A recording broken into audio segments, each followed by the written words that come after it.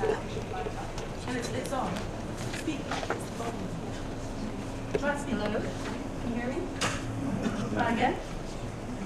Is that better? Yeah, there we go. All right, well, good afternoon. I'm going to do a bit of a song and a dance after lunch, try to keep you guys awake. I've been asked to come here with Mark to talk a bit about what's the business case for international development for medium-sized Scottish business. And the reason we're looking at medium-sized is, as we'll see in a moment, there's a lot of corporates that are already focusing on base of the pyramid markets, even as Andrew had started to touch upon with Vodafone. But before we really get into the question around what's the business case, we wanted to open up with just saying, you know, the key elements in order to make a business case work for international development is building trust and having an effective partnership between several different types of organizations.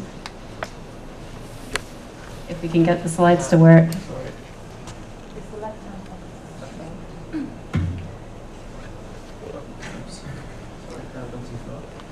So there are different perceptions around business and charity, and I won't go through each of these, but we know and sometimes that there's an element between the paradigm of business being seen as all in for the profit, or charities all about being good and being do-gooders. But where we want to start is trying to have a broader perspective about how business and charity can work together. And really what we should be thinking about, if I can get to the next slide.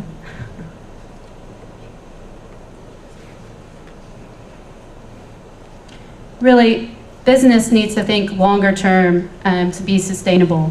And as we're starting to see in the market, businesses that actually focus on environment, on social and economic perspectives are the ones that are actually outperforming their peers. In fact, Goldman Sachs just did a study recently in the conference for the UN Global Compact and found that businesses that focus on these topics actually can outperform their peers by up to 25%. So there is a real business case to this. And at the same time, charities are more, I'm singing to the crowd here, but charities aren't just about giving handouts. It's about empowerment of people and capacity building. And when we start thinking about that broader perspective, we can start building a common ground for charities and businesses to work together. I won't go through all of the different topics here in the paradigm, but really I'd like to just pull out one specific example. With businesses are great at looking at operational efficiencies. That's one of their core capabilities in understanding how to deliver to the bottom line. And as some of you may be aware, charities are under more pressure to actually be more efficient with the funds that they have from their supporters. Are you able to produce 80% of your profits directly to the people, support directly to the people that need it? And businesses have been doing that for years, and I think as some of the speakers earlier today said, finding that sweet spot of charities being able to focus on a business mindset in order to deliver goods and supplies to people that need it.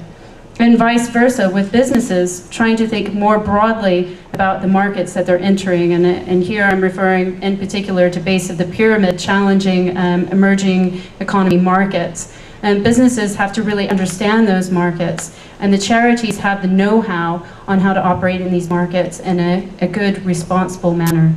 And when you bring those two together, we're adding value for society, and that's where the space we really want to be in. So we just wanted to touch upon that up front and say, I think as many of you had suggested earlier this morning, that is the core element around building the business case. And overlaying that is government. Government needs to create a good regulatory framework in the countries where we're entering, and also incentives and policies both here, home and abroad, in countries that we're operating in.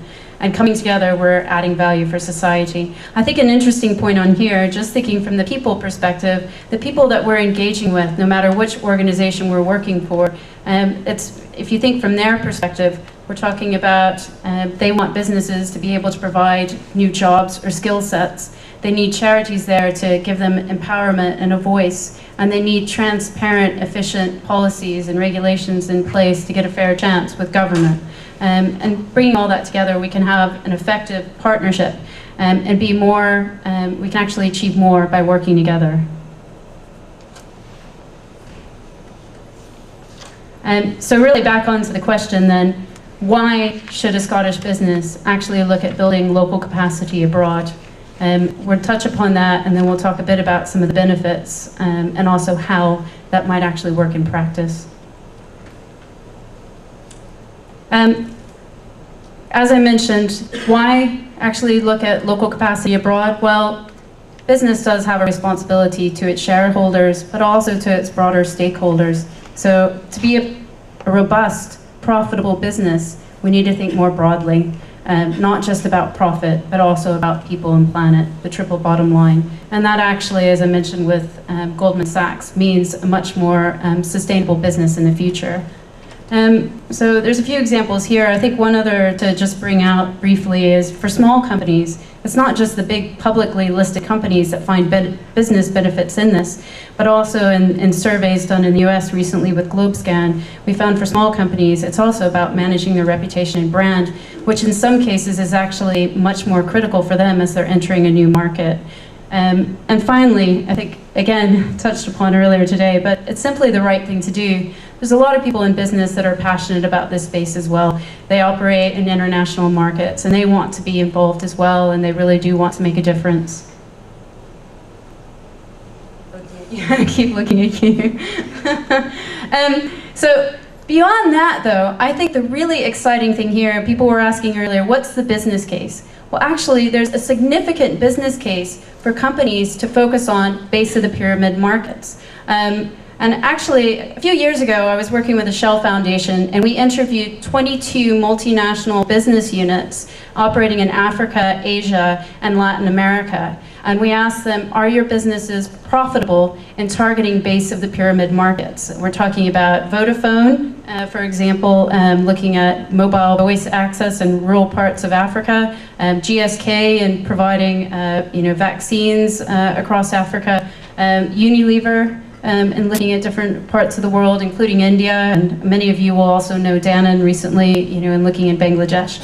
They're actually making a profit. And the financial performance, I know that might be hard to see there, but out of the 22 multinational business units we looked at, over 50% of them were making money and actually operating in these markets. And another quarter of them actually find it commercially sustainable. They're breaking even by working in these markets. And I think that's really exciting because you're almost getting into, I think as someone mentioned to me over lunch, the social enterprise space. Because they're engaging with charities in this in a responsible manner and at the same time creating sustainable income.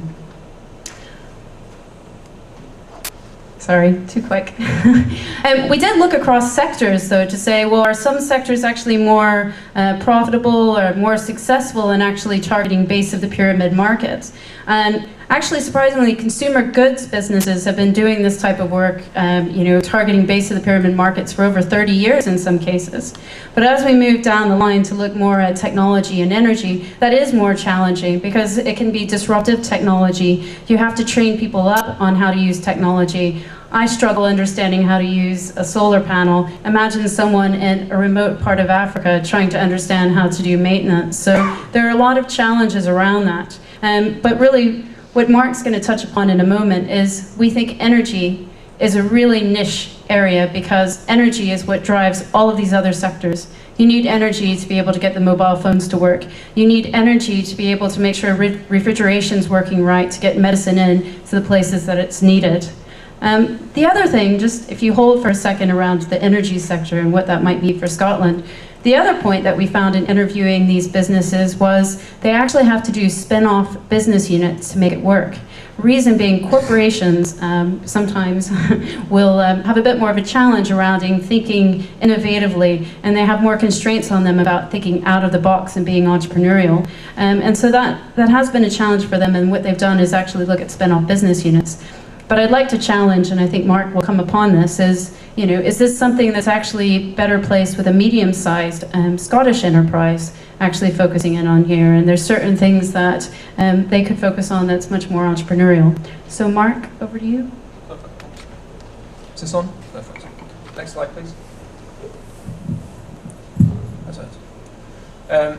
Okay, as Tara was saying, what I want to do is kind of stick to the sector that I know best, which is the energy sector. Where Wood Mackenzie's been playing for the last almost 40 years. The first point that I'd like to make to this slide is that I'm sure, as many of you know, there's around 1.6 billion people globally that have absolutely no access to any sort of an energy supply at all. Now, it's no surprise to most people in the room, I'm sure, that there's a very strong correlation between that and some of the world's poorest people. So the first point in the slide there around sustainable power in developing communities being the empowering enabler is absolutely true.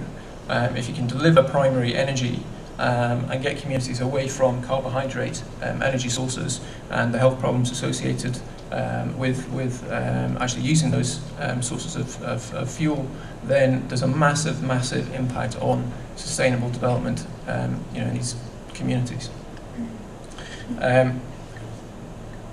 However, what we're not talking about is doing this in any sort of a bubble. There are two sort of interlinked challenges here.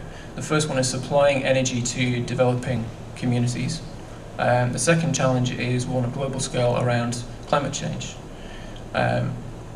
It's absolutely imperative where you're talking about two very distinct markets, the developed economies and the developing countries, that the challenges associated with global climate change, that developing communities are put on the right energy system development track as early as possible. Now, there are huge challenges associated with that, as we've heard about this morning, but there are also huge opportunities for business. However, the real key thing here is that it's not as simple and straightforward as taking technology off the shelf developed by an SME in Scotland, for instance, and just putting it into a rural community in sub-Saharan Africa. We've tried that in the past and it's failed. When you're talking about developing energy infrastructure, it's very much a system issue. And that incorporates communities themselves, it incorporates governments. It's no good having technology there if it's not supported. Energy without storage, energy without grid connectivity, these things all have to go hand in hand if these things are actually going to work for the medium to long term. However, what's really exciting about this from a business perspective is that there's a massive market here. 1.6 billion people that have no access to power. So from that perspective alone, regardless of all the other sort of secondary and tertiary benefits to business that we've heard about today, it's a massive, massive market for innovative companies to get after. But on that point of innovation, and I'll come to the sort of trade-off between larger companies and small companies in just a second, but there are huge opportunities for business to develop in developing countries here that you just do not get in OECD type countries. We've heard a lot about the economic challenges around financing and everything else this morning, which are absolutely true. But the big sort of barriers to growth in energy for OECD countries is that there's a lot of incumbent policy, regulatory policy, legacy infrastructure, and incumbent players that are very, very difficult to move. They have a vested interest in the status quo. New markets in developing countries, a lot of that baggage just does not exist. There's much more of a sort of clear playing field, and an ability for an innovative entrepreneurial business to enter that market and through partnerships with government and with local communities actually try to shape policy and shape the market and be a real key instrument in actually shaping what the future of that sector looks like. In terms of how this comes back to Scotland, there are obviously lots and lots of companies active in the energy sector globally, many of which have operations in Scotland. Scotland has a fantastic emerging sector around renewables, as we heard this morning. But there are also different companies involved in this. There's the larger companies, the incumbent oil and gas companies, the utility companies. But in many ways, getting those guys to do something different is a bit like turning a super tanker. It takes a hell of a long time. They have vested interest in the status quo, and it's very difficult to get them to think about doing something different when they have long-term investments in the infrastructure it's already there. The IT sector, for me, ICT is a very interesting one around innovation and bringing together technology with energy supply. Google Green is a sort of notable example of that that's kind of come to the fore over the last few years. But I think really the sort of huge opportunity for me, what I certainly get excited about, is the opportunity for SMEs, including university spin-offs through R&D, which are sort of largely managed by people who are passionate and driven by what they do. They can be much more reactive, much more innovative in the way that they go about commercializing the technologies that they've developed. That, for me, is where the real future of these partnerships lie. There's absolutely no doubt at all when you're thinking about the energy infrastructure development pathways that renewables energy has a massive, massive role to play. So marrying those two things up and facilitating partnerships between small SME energy-focused companies in Scotland through forums like this with communities and countries in the developing world, I think is going to be absolutely key. I guess the last question there is, who, as the sort of voluntary sector, who could you most easily align yourselves with?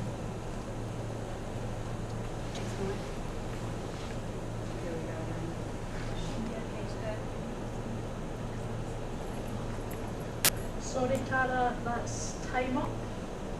Yeah. Okay. I have 2 more minutes, just quickly. 1 minute. Okay, 1 minute. Just quickly move to the very last slide. Just a point on how this actually works in practice, because I know we're going to be talking about this anyway. Just what we've identified in interviewing the businesses that have been able to achieve this is 3 key areas that we really need to focus on to make it work. One being that companies, business, charity, and government really focus on leveraging their core capabilities. So as the BT example, focusing on technology, or energy companies being able to deliver energy access and recognizing who is bringing what to the table, including charities on know-how and government, and making sure that you strengthen your value chain through charity partnerships as number 2. And the third one is actually around the business model, as Mark mentioned, being able to be really innovative. And we see that as a big opportunity for some of the smaller and medium-sized companies in Scotland. So thank you very much.